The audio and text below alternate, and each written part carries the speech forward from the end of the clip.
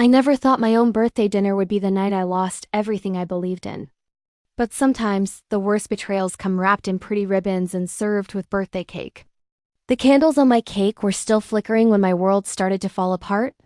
29 candles. 29 years of life. And in just a few minutes, I would learn that most of it had been built on lies. I was sitting at the head of the table in Mom's dining room. The same room where we had celebrated every birthday, every holiday, every milestone for as long as I could remember. The walls were covered with family photos. Pictures of Sophia and me as kids, building sandcastles and sharing ice cream. Pictures of family vacations where we all looked so happy. Everyone I loved most was there. My parents, David and Rebecca, were sitting across from each other like they had for 32 years of marriage. Dad kept checking his watch like he always did when he was excited about something. Mom was fussing with the napkins and making sure everyone had enough to drink. My fiancé Liam was sitting right next to me, his warm hand holding mine under the table. He kept squeezing my fingers and whispering little jokes in my ear. For a moment, I felt completely loved. Completely safe. And then there was my sister Sophia sitting directly across from me with that perfect smile she always wore. Her blonde hair was styled in loose waves that probably took an hour to create. Her makeup was flawless. Her dress was the exact shade of blue that brought out her eyes. Her smile was too bright. Too perfect. Too practiced. I have something very important to share with everyone tonight, Sophia announced, her voice cutting through our family chatter like a knife through butter.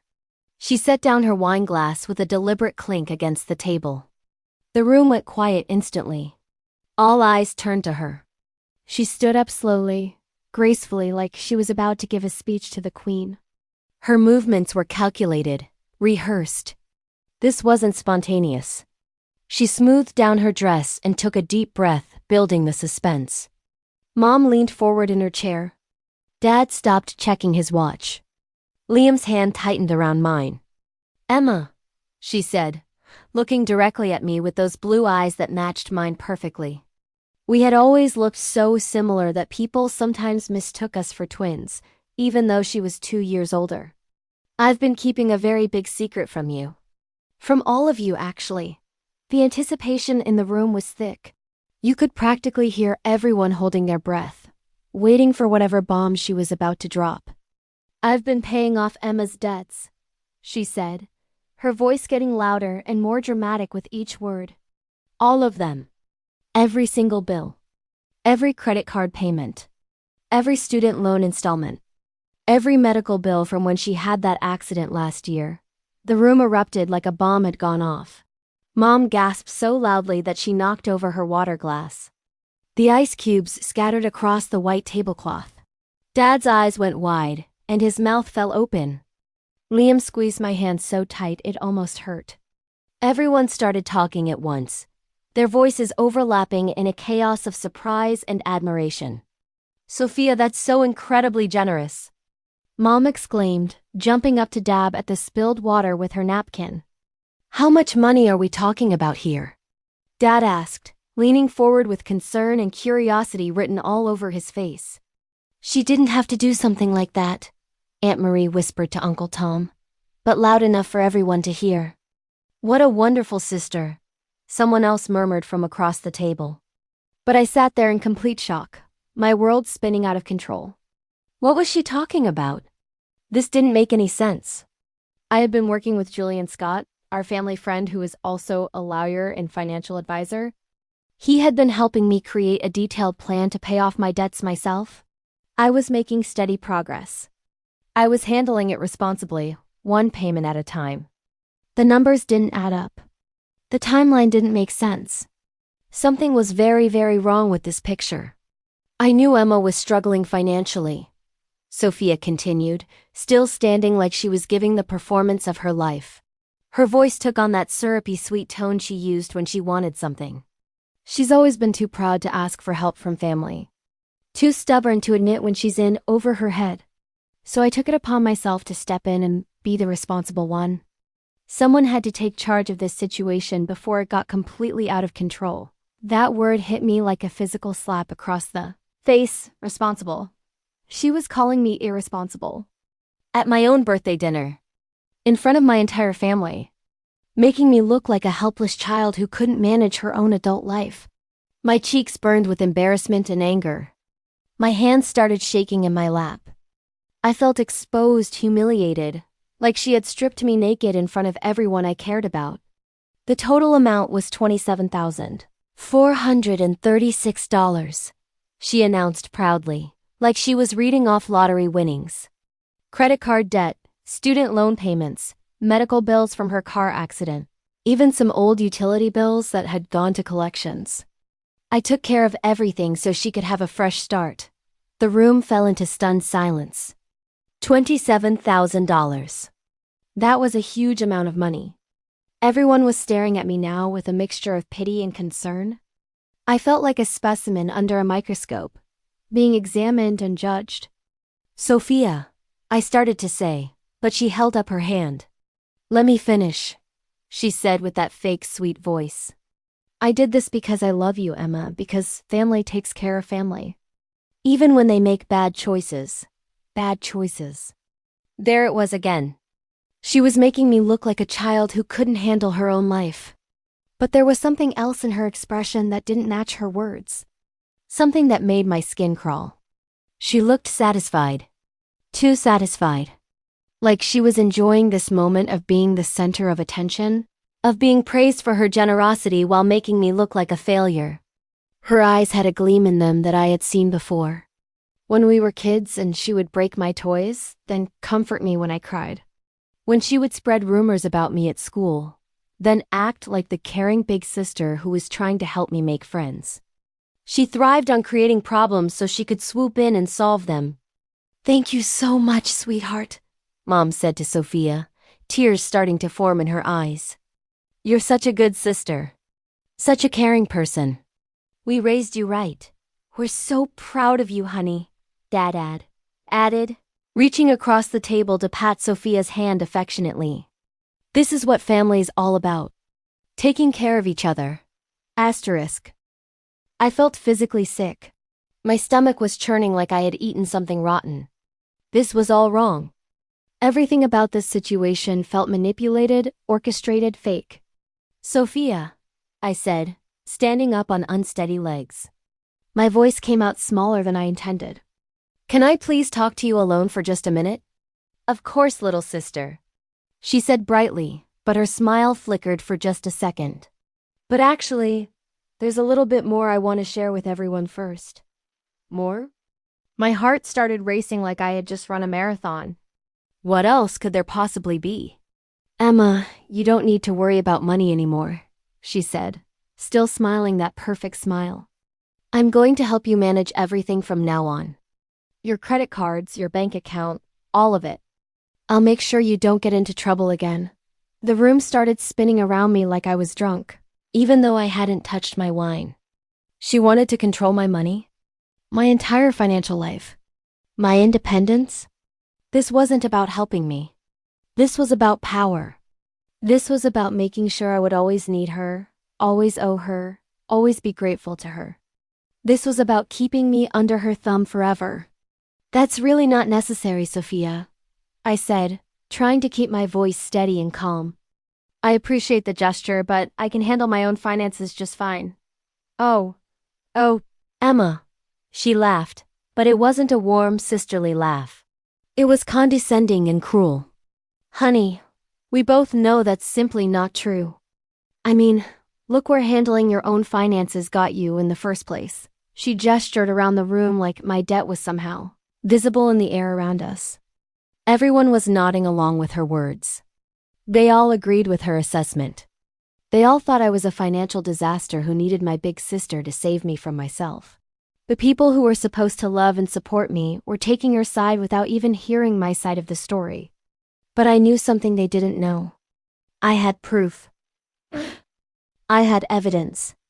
Actually, Sophia, I said, my voice getting stronger with each word.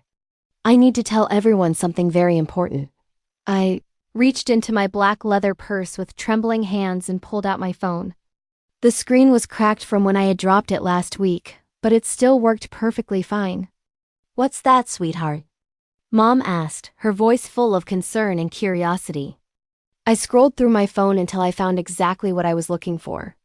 Bank statements going back 6 months. Payment schedules meticulously organized by date and amount. Email chains with Julie and Scott discussing strategy and progress. I've been paying off my own debts, I said clearly, my voice cutting through the shocked silence like a sword. For 6 months now. Every single month I've been making payments. I've been working with Julie and Scott, and he's been helping me create a comprehensive debt management plan. The room went quiet again, but this time it was a different kind of quiet. Uncomfortable, confused, suspicious. That's absolutely impossible, Sophia said, but I could see her perfect smile starting to crack around the edges. I paid everything off completely. I have all the receipts and confirmation numbers to prove it. Then you paid off debts that were already being systematically paid down, I said, looking directly into her eyes without blinking. Without asking me first. Without consulting me. Without even telling me what you were planning. Why would you do something like that? Her face was starting to turn red. The flawless makeup couldn't hide the flush of anger and embarrassment creeping up her neck. I was trying to help you, she snapped, her sweet facade finally starting to slip. I was being a good sister. No, I said, feeling braver and more confident with each passing second. You were trying to control me. You wanted everyone in this room to think you were the hero of this story. You wanted me to owe you a debt I could never repay. That's completely ridiculous, she said, but her voice was getting shaky and uncertain. I looked around the dining room table at all the faces of people I had known and loved my entire life. Everyone was staring at Sophia and me like we were actors in a play they didn't understand. The birthday cake sat forgotten in the middle of the table. 29 candles burned down to nothing but puddles of colorful wax.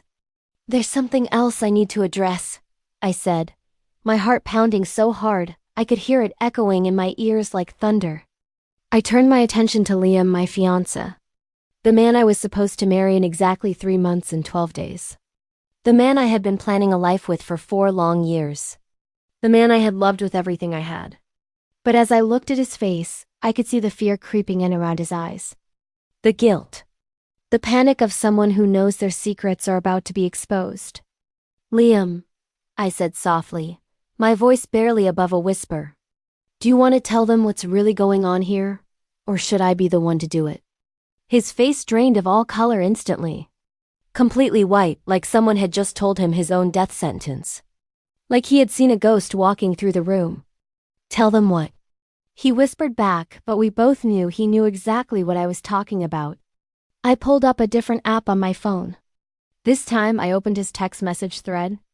The messages I had discovered just 2 days ago while looking for a photo on his phone. The messages that had shattered my heart into a million tiny pieces. Tell them about you and Sophia, I said, each word dropping into the silence like a stone into still water.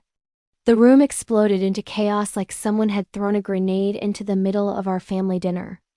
Mom screamed so loudly that the neighbors probably heard her.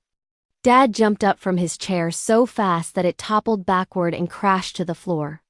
Sophia's wine glass slipped from her trembling fingers and shattered against the hardwood, sending red liquid splashing across the white tablecloth like blood. Emma, what in God's name are you talking about? Mom cried, her voice high and hysterical. I started reading directly from my phone, my voice steady and strong now. There was no going back. The truth was coming out whether they wanted to hear it or not. March 15th. Liam to Sophia. Can't wait to see you tonight, beautiful. Emma is working late at the office again. We'll have the whole house to ourselves for hours. Emma. Please stop, Liam said desperately, reaching across the table to grab my phone away from me.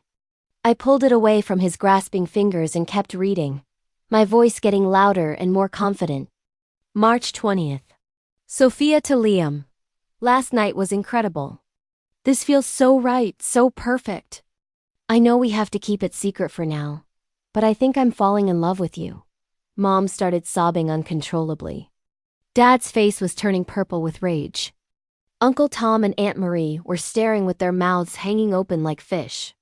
But I wasn't finished. Not even close. March 25th. Liam to Sophia. I'm going to break up with Emma very soon. I just need to figure out the right way to do it without destroying the family. Then we can be together for real, out in the open. The silence that followed was deafening. You could hear the grandfather clock ticking in the hallway. You could hear cars driving by on the street outside. You could hear everyone's shocked, rapid breathing. You could hear the sound of hearts breaking. How long? I asked, my voice cutting through the shocked silence like a knife. I looked back and forth between the two people I had trusted most in this world. How long has this betrayal been going on behind my back? Sophia was crying now, but these weren't the fake tears she used to get what she wanted from our parents. These were real tears. Ugly, desperate tears that made her mascara run down her cheeks in black streaks. Emma, please.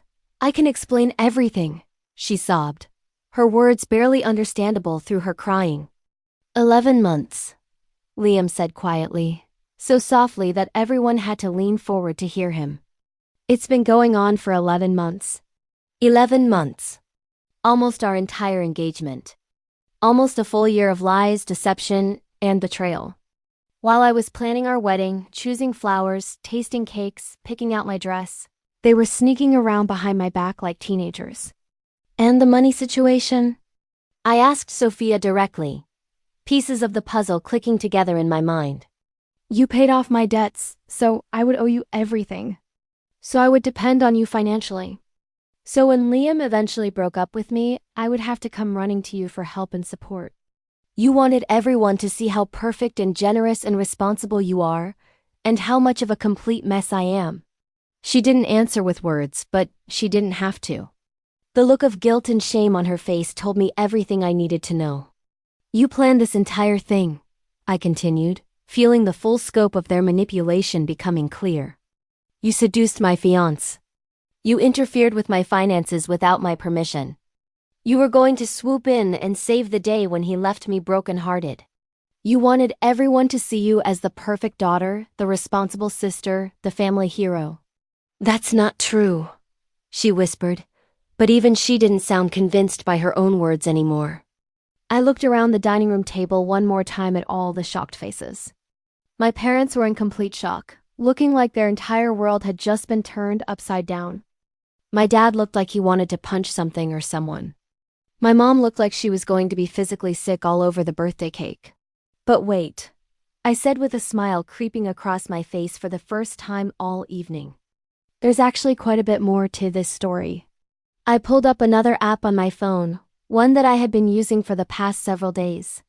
Julian didn't just help me set up a debt repayment plan, I explained calmly. He's been my lawyer for the past 6 months. He knows all about the debt payments I've been making. He knows all about Liam and Sophia's secret relationship. And he helped me gather evidence and documentation for everything. Evidence for what? Dad asked, his voice rough with anger and confusion. For the lawsuits, I said simply, like I was discussing the weather. Sophia's head snapped up so fast, I thought she might get whiplash. What lawsuits? Well, Sophia, you committed identity theft and fraud when you paid off my debts, I explained patiently. You had to use my personal information, my social security number, my account numbers to contact all of my credit card companies and lenders. You impersonated me to access my financial information. That's multiple felonies. The color drained from her face completely. And Liam, I continued, turning to look at my cheating fiancé, you've been living in my apartment for 4 years, using my utilities, eating my groceries, benefiting from my health insurance, all while planning to leave me for my sister. That's theft of services and fraud as well. Liam was shaking visibly now. Emma, please. We can work this out somehow. We can fix this. No, I said firmly, with more conviction than I had felt about anything in years. We absolutely cannot work this out. Julian is filing papers with the court first thing tomorrow morning. You have exactly 24 hours to get all of your belongings out of my apartment. Both of you. Both of us? Sophia asked, confusion mixing with the panic in her voice. Oh, did I forget to mention that little detail? I said, feeling a genuine smile spread across my face for the first time in days. Liam's apartment lease expired 6 weeks ago. He's been staying at your place for the past month and a half. I know this because Mrs. Henderson, your next-door neighbor, told me she saw him moving boxes and suitcases into your building. The lies were unraveling faster than a cheap sweater in the wash. Every deception was being exposed one by one. Emma, sweetheart, Mom said softly, her voice shaky and uncertain. Are you absolutely sure about all of this? This is such serious accusations you're making. Instead of answering with words, I showed her my phone screen. Bank statements with clear evidence of regular debt payments I had been making for months. Email chains with Julian discussing legal strategy and financial planning. Screenshots of Liam's phone location showing him at Sophia's apartment building when he had told me he was working late at the office. I'm completely sure, Mom, I said gently. I've been sure for 2 days now. I just wanted to see if they would tell me the truth voluntarily before I had to expose them like this. I looked directly at Sophia again, watching her perfect facade crumble piece by piece. Your big announcement tonight? Your generous gesture? It wasn't about helping me at all. It was about making sure everyone in this room saw you as the perfect daughter. The responsible one. The family hero who saves the day when everyone else fails. She was crying harder now. Ugly, snotty tears that made her look nothing like the polished, perfect sister everyone thought she was. I am the responsible one. She choked out through her sobs. You've always been Dad's favorite child. You got the better job, the better education, the better opportunities. Everyone always talks about how proud they are of Emma, this Emma that... I was tired of living in your shadow. So you decided to destroy my entire life? I asked incredulously. I decided to show everyone who you really are, she said, her voice getting mean and vicious again despite her tears. Someone who can't handle her own problems without help. Except I was handling my problems, I said calmly. I had a solid plan. I was making regular payments. I was being completely responsible. You just couldn't stand that I didn't need you to save me. I turned to Liam. And you. 4 years. 4 years of my life. 4 years of planning a future together. 4 years of me working extra hours to pay for our wedding while you were sleeping with my sister. He couldn't even look at me. Say something, I demanded. Explain it to me. Help me understand how you could do this. He finally looked up. His eyes were red. She made me feel special, he said quietly. She paid attention to me. She listened to me. You were always so busy with work, with your debt plan, with fixing everything yourself. Sophia made time for me. So you cheated on me. I didn't mean for it to happen. For 8 months? You didn't mean for it to happen for 8 months? He didn't answer. I looked around the table one more time. My birthday dinner. The dinner that was supposed to celebrate another year of my life. Instead, it had become the night I found out my entire life was a lie. But you know what? I didn't feel sad anymore. I felt free. There's one more thing, I said, reaching into my purse again. I pulled out a small envelope and handed it to Liam. What's this? He asked. Open it. He tore it open with shaking fingers. Inside was a bill. A big one. What is this? He whispered. That's your half of everything you owe me, I said. 4 years of shared expenses. 4 years of me paying more than my share. 4 years of covering for you when you were short on rent or groceries or gas money. Julian helped me calculate it all. The number at the bottom was $28,000. I can't pay this, Liam said. Then you shouldn't have spent my money for 4 years while planning to leave me for my sister, I said simply. I stood up and smoothed down my dress. My birthday dress.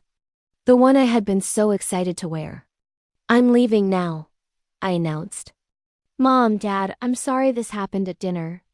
But I'm glad it happened. I'm glad I found out who these people really are. I walked around the table and kissed both my parents on the cheek. Emma, wait, Dad said. Where will you go?